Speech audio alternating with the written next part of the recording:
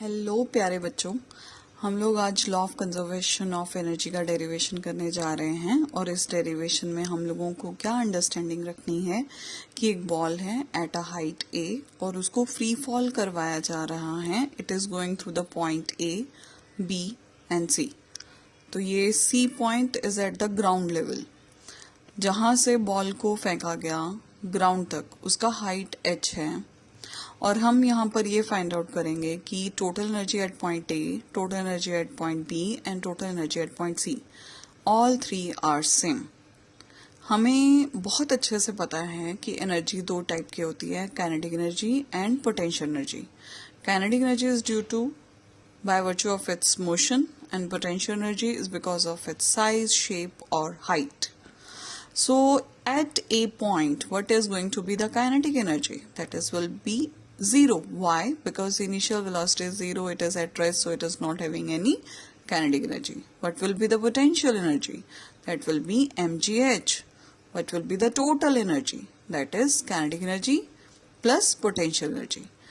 But here kinetic energy is 0, so the total energy will be equal to its potential energy, that is mgh. Okay, so now at point B, we don't know at point B what percent of kinetic energy is there and what percent of potential energy is there. If I take this distance as x and the remaining distance is going to be h minus x, so at point B, what is going to be the potential energy? That is mgx. What is going to be the kinetic energy? Kinetic energy is, say, half mv square. Okay, what is going to be v here? We can use the formula v square minus u square is equal to 2g, and the distance covered by the body when it is falling down from a point to b point. So it has covered the distance h minus x. U will be 0 and v square is equal to 2gh minus x.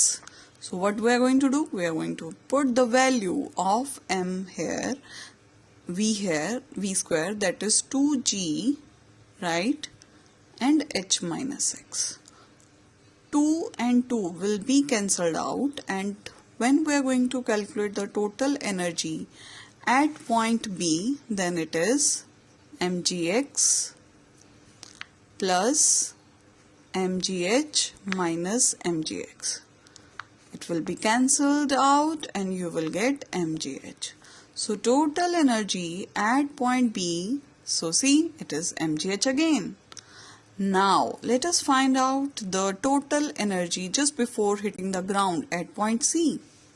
So at point C, kinetic energy will be half mv dash square. Just before hitting the ground, what is going to be the final velocity? V dash.